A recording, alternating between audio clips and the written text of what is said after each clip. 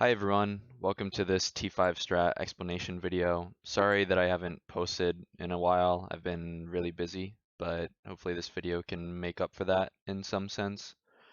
Before I get started into it though, I just want to give like one disclaimer is that I'm probably not going to go super in depth on everyone's role because one, I don't know everything that everyone is doing, and the second thing is it's probably going to be like way too much information. So the goal of this is just going to be to try to give like a high level view of what's going on and kind of like all the shit that we had to do and think about as we were trying to clear this T5 raid. So with that, I'll just get started. So I'm gonna use the T5 kill video as my playground here, and I'm just gonna explain sort of what's going on. So at the start, you can see that P1 is actually more important than you might think. Everyone would have dropped the gold essentially somewhere around here. Let me just get to the point where the video is a little bit brighter.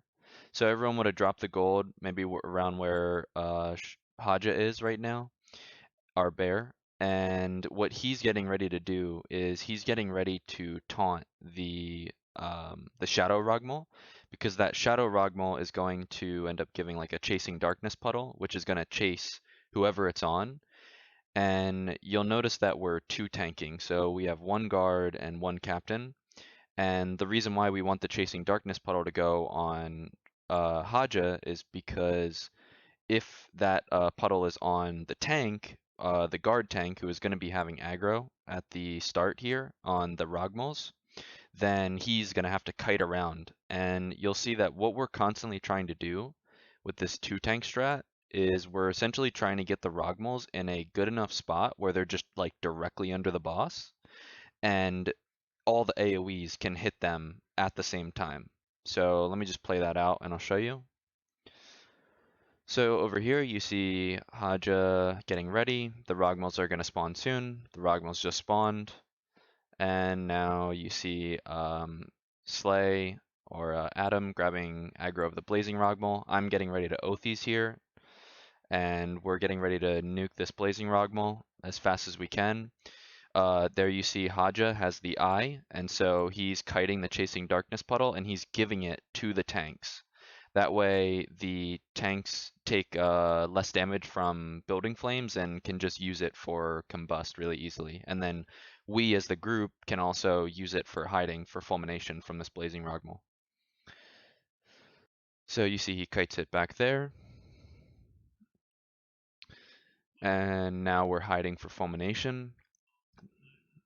Here we end up lagging out really bad, and you see Answered dies right there while he's in the puddle, so I guess it didn't register. I think actually this was this kill I might have had Oathies on CD at the start, which is why I delayed it a bit. But once we get these Rogmals into position, then there's not much else to do on P1. After this, again, Haja, our bear, times taunting the Shadow Rogmal at I think it's the 45-second mark. I believe that the Abyssal Rogmal has a 45-second cooldown on the Chasing Darkness puddle, and so he's just kiting it basically until he's dead, until this Abyssal Rogmal is dead. So we were able to kill the Blazing Rogmal pretty quickly. The Abyssal is also going down pretty fast. And yeah, the Abyssal Rogmal, it doesn't really do much aside from that Darkness Puddle, and that Darkness Puddle is only on P1. So once we get to P2, we don't really need to worry about like, we actually, before they patched that, Haja, our bear, he was taunting the Abyssal Rogmal at the minute mark every single time from P1 to like P4.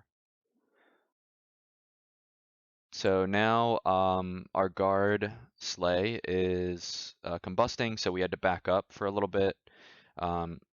One interesting thing to note is that the Blazing Rogmal, it cannot tier building flames past, I believe it's 6 or 7. So when Slay gets to Building Flame 6 if if he does not have aggro of the boss, then and the balrog casts Building Flames on him, then he will end up getting a second stack of Building Flames, which is pretty bad. So I won't go too into detail with that. I'm sure groups who are pretty familiar with Building Flames can kind of figure out like what you might want to do then, given that. Um, but generally, Slay is going to keep aggro of the Blazing Rogmal and the boss at the same time, so that he doesn't get a second stack of Building Flames. However, the longer that the Blazing Rogmal is alive, the higher the Building Flame stack is going to be on the Cappy tank from the Balrog. So if the Blazing Rogmal doesn't die really fast, then the tanks are just going to take a insane amount of damage. So now what I'm gonna do, now that we're at P2, is I'm gonna go show you guys a strat screenshot. So I'm gonna rotate over to that. And what you'll see here is what we are doing pretty much every phase. And so you can imagine that the boss is right here, if you just follow my mouse, right at the center. The tanks are going to be on this side. We'll see lane 1 here. Lane 2 is the middle area, and lane 3 is the part where the group is right now in the video. And what we have is the tanks are always pretty much right here. The Rogmals are going to be stacked on top of the boss, and the main group is right across from the tanks, hopefully AoEing these Rogmals right here. So with the main group facing right here, the eye will begin to spawn right where I am right now at Commander Formath.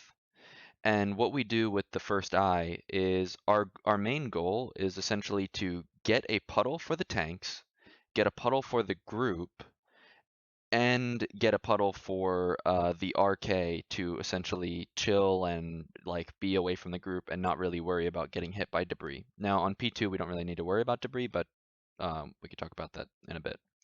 So anyways, the puddle will spawn right here, and what you're gonna see is I'll show you the first person that kites the eye is gonna go right around here.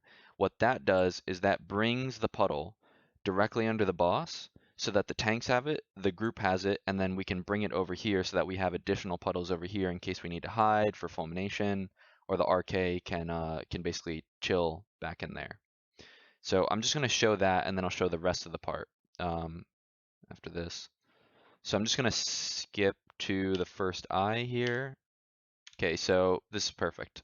So Max ends up getting the eye here.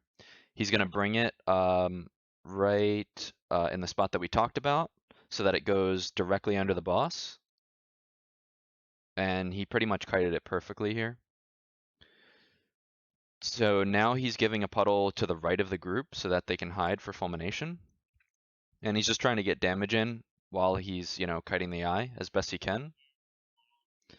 We're oathing here on the Blazing Rogmal, and he's done kiting the eye. So what that did was it gave a puddle right here, Commander Formath. This is also good for the gold carriers. It gave one right under the boss for the tanks in the group.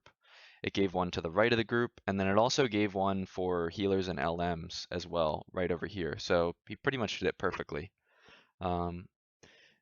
And then, so now you'll see we're pretty much just Zergain the Blazing Rogmal. It's casting Fulmination now, so now we're using the puddles that are right next to us, just super easily positioned.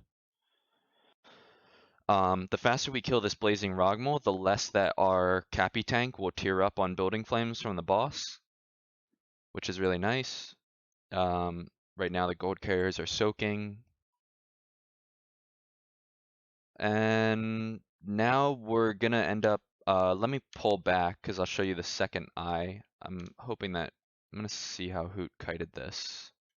We might not be able to get a good view of it, I think.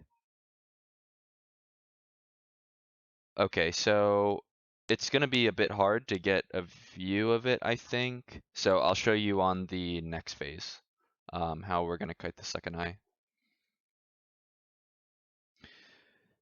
So this is pretty much it for P2. Once we have the puddles positioned in a good spot, then um, we can generally have the future eye cutters just do whatever they want, and they can just get away from the group. We want to try to avoid having too many puddles stacked on each other, because you see right here, Max only has he only has one puddle stack, which is really amazing because he can basically just heal from Spirit Reflect. Now we're swapping to Dem's POV, so I can kind of show gold a little bit here.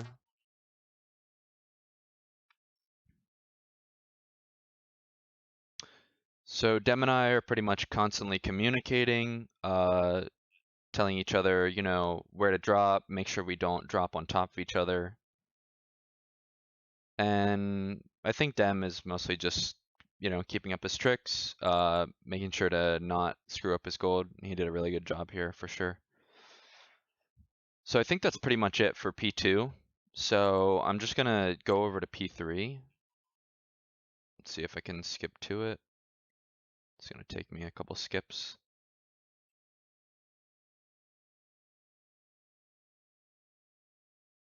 Okay, so I skipped a little bit past it. Give me a sec. Okay, so I think we phased a little bit before this. Okay, perfect. So here we go. So what you'll see here is you're gonna see me and pretty much the rest of the group staying in the back here.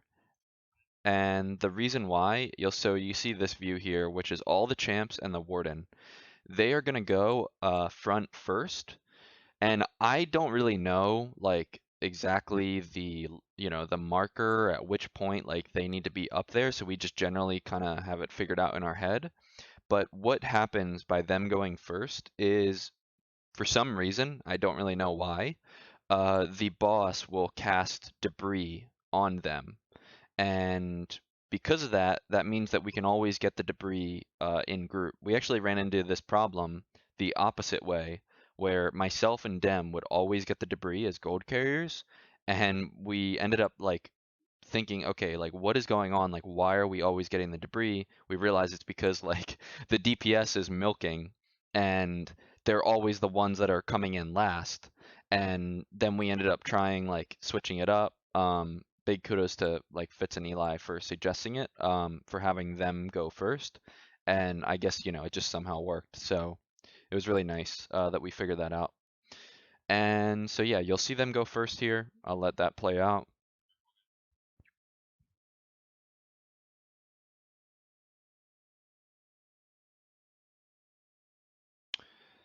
So now we're just getting set up in our normal positions. You'll see that the DPSers stand in a common spot, because one other interesting thing, the way that the debris works is two of the people that have debris are also the ones that have gold dropped on them at the start of the phase. Don't really know why that is, but yeah, it just works like that. And so you'll see that they go in common positions at the start, and they've sort of figured that out so that the gold doesn't stack on top of each other and we don't like get screwed by the gold spawn. The tanks are also doing some fancy stuff over here. I personally don't know too much about what is going on over there. I believe sometimes maybe they're like combusting at the start. Honestly, I forget. So we just won't worry about that too much. Um, so now we're gonna keep going. The group is gonna stack up here for the first eye and the first debris. Our guardian is pulling both of the Rogmals. You see him going over to the fire Rogmal right now. So he's basically getting him ready to get in position. We are getting ready for the first eye. Sometimes the gold carriers will end up having eye, which is pretty problematic, and we have to swap things up. In this case, we ended up getting decently lucky and no eye on gold carriers. What Dem and I try to do though is we try to look at when the eye is coming, and we try to make sure that like we have gold by the time that the eye is coming, because if you have gold, then you can't get eye casted on you. So normally Normally Dem gets the close gold spot, um, and I get the far one just because it allows him to keep up tricks a bit easier. But in this case, he just called out that he wanted to get far, so we swap that up. And now I'm popping Oathies on the Fire Rogmole to just try to nuke him as fast as possible. Our Guardian did an amazing job of getting the Rogmole grouped up on top of the debris. One other thing that we do is that we found out is that if you face a certain direction when the debris is dropping, then it ends up spawning the debris like in a common location. So we have all of our debris, people that have debris, face the bridge, which allows us to group up the debris like even better and the claws. So now it's pretty much the same as P2. Let me just show one other part here. One other thing that you might see, I'll show for my strategy screenshot is, so you remember that we essentially have that first eye go like this so that the RK can chill back here, and then the second eye we have go like this, and then basically, you know, F off with the rest of the puddles. And what this does is it allows the support or healers to basically just chill here with just one puddle stacked and not have to worry about getting hit by the debris, while the debris is just basically here in the center every time. And the champs and the warden can just go back and forth, back and forth, back and forth. So you'll see that. In addition, we also have whenever a DPSer gets the eye, they're allowed to kite a bit closer to the boss so that they can get in damage and we don't fall too behind.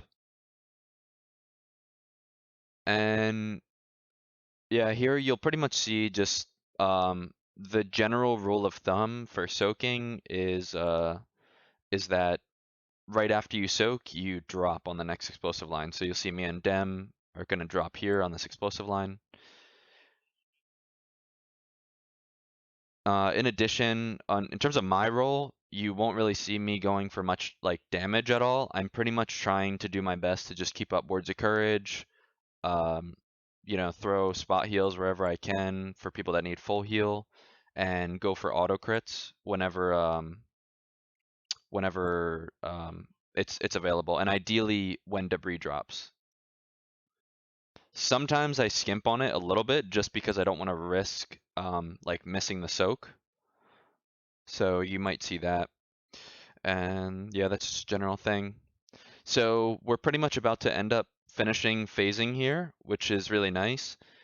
The other thing that we're trying to do generally is try to time the phasing so that we don't have ground smash or like debris here as we're going. So you see ground smash is happening and we phased it perfectly there because, so I'll just go back for a second, show you one more time. So here we're calling to phase it. The reason why is because ground smash is coming off CD, but he's also at 71%.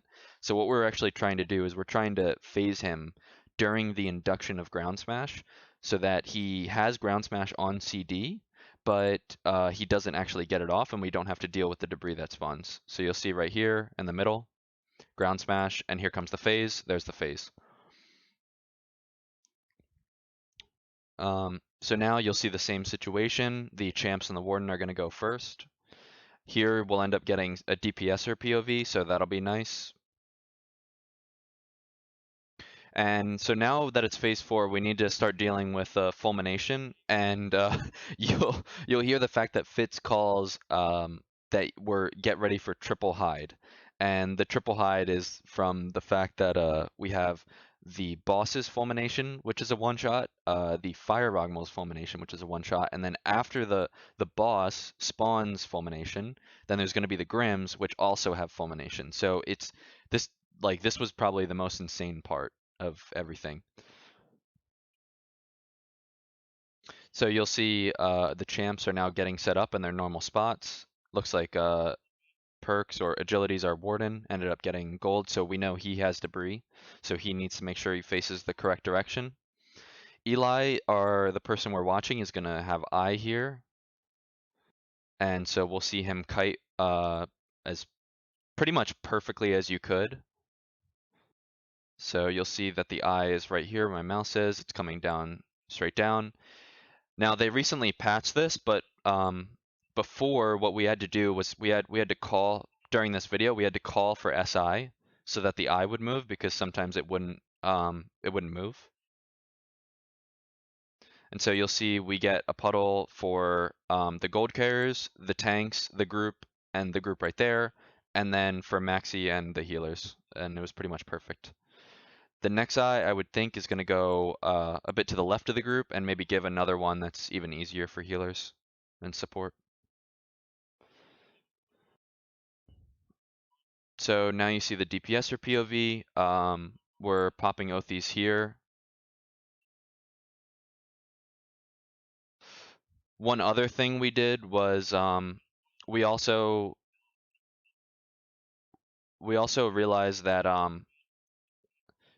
we would get a lot of our damage on the boss right at the start, and so we prioritized 10% spirit on the boss at the start of P4, and then swapped to the blazing sort of once it got into position rather than rushing the blazing. And that way we were a bit more stable at the start and we could get into a bit of a rhythm. And so now we're getting ready to deal with fulminations here. There's fulmination from the blazing. There's second fulmination from the boss. And now we're gonna have to deal with the Grims right after. And so we have some CC going on that's gonna stun the Grims. So we didn't have to deal with the fulmination from the Grims because it looks like we're getting the interrupts properly and they're dying decently quickly, which is good.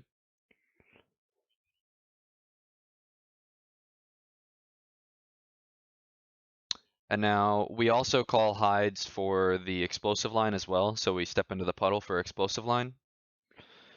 And now you see Fitz is going to be facing the bridge. There you go. He faced the bridge so that we could have the debris spawn in the same spot every time. We also have the champs taunt the cave claws whenever they get a bit attached to the tanks, which you saw Fitz do.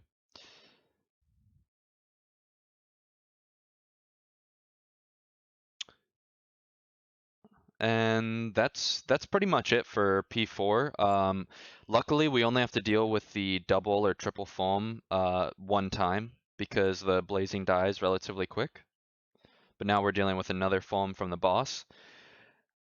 And lastly here, you see Fitz asking for what ground smash CD is. The reason why is because what he's trying to do is he is letting the boss do ground smash so that it gets on CD so that we can phase it right after the ground smash. And he has it on CD at the start of P5.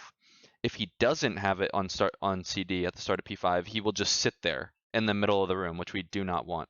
So we get it on CD and then we phase it quickly enough so that it's on CD still by the time he gets into P5. And then once he gets into P5, he's going to get into position right away, right against the wall. So now we see it phased and we know that it's still on CD. Champs are going to go first here.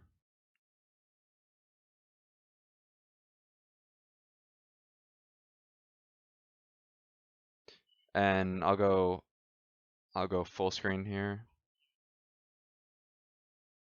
So now you're going to see that the boss gets into position pretty much right away, which is really good. The reason why is because ground smash is on CD. And so what I'm going to show you guys now is our P5 positioning. So let me show that. So our P5 positioning, what it looks like is this essentially. There's a lot to take in, but I'll explain it. So essentially the champs and the warden are going to be in this area here, this green area with the main group zone. What that is going to do is it's going to continuously spawn puddles on the tanks so that as long as P5 is, there will still just constantly be puddles on the tanks. We ran into this issue where sometimes the phase would be too long and only spawning just one puddle on the tanks was not enough. So we figured, okay, just why not just sit there then? And when you get the eye, what the goal is to actually kite this way now, so that there's a puddle directly under the boss for ground smash and for killing the grims, because the grims are going to spawn around here, maybe here. The rogmals are going to be around here, and so there's going to be so many hides that we really need a puddle like right around the boss, so that we can survive and hide super easily. So then that person is going to kite this way so that we start to have more room for hiding for healers and support and the RK. And then they're going to bring it back this way. And then once you get around here, then you would essentially go here. Um, another alternative, which you may see people kite through, is it starts here and then they just kite this way and then they go in the reverse direction. And that is also kind of fine, but we do need the first one to be this way for sure. And then after we have that, then you could pretty much just go anywhere with puddles. And that is honestly pretty much it. The other thing that you'll see is that myself and the yellow cappy are rotating yellow banners so that we try to have 100% uptime on yellow banner. And what that allows us to do is sit in puddles more easily without needing to worry about the minus 90% incoming healing debuff. So I'm going to show you guys pretty much that. So now we're getting into position here.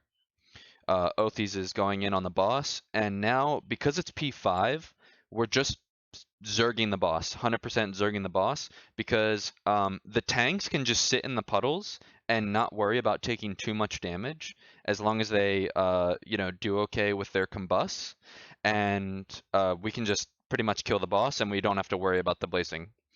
So now we're hiding. We ended up getting a little unlucky here with the eye coming just before fulmination, so we had to sort of sit next to the tanks. So that wasn't really ideal. Luckily, we didn't get frontaled. I think because people kind of positioned in the correct spot at the bottom of the puddle. And now you see we're gonna basically get puddles all in the spots that we want to be able to just hide.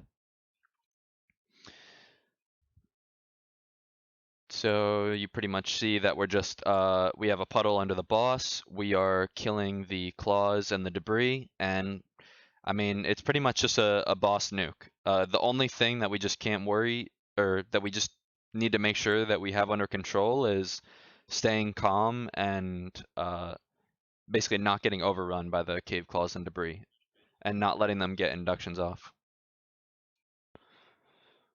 The other thing that's really tough here is the gold carrier role, because you really like you cannot make a single mistake with accidentally not dropping your gold at the correct time, getting too slow, or essentially getting hit by fulmination from any of the grims, the blazing, which will be alive the whole time, or the boss as you're going and picking up gold. And so it's really challenging, especially if we have a lane 3 um, explosive line where we need to drop. And so there was actually a case where I had to drop in lane 3 and there wasn't any puddles over there. And because of that, when I went to go pick up gold again, I nearly got one shot, but I had to pop a protection of the deathless to survive. And so here you pretty much just see Slay, our guardian, tanking both the blazing and the abyssal. But generally, now we're just showing the DPS POV, getting ready for the next Othes, and just keeping up with the claws as best we can.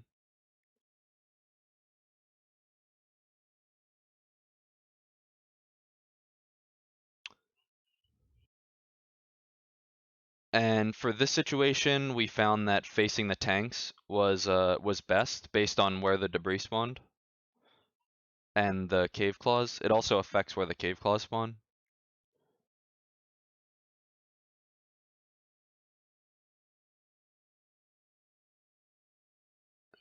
And now there's pretty much not too much going on aside from the second Othes. Here we're getting ready to essentially, we realize that this might be the kill, so we're popping like protection on the deathless. So we're going through here. I'm just gonna skip a bit. And so our guardian ended up dying. I think it could have been because I was too far to yellow banner because I needed to do gold.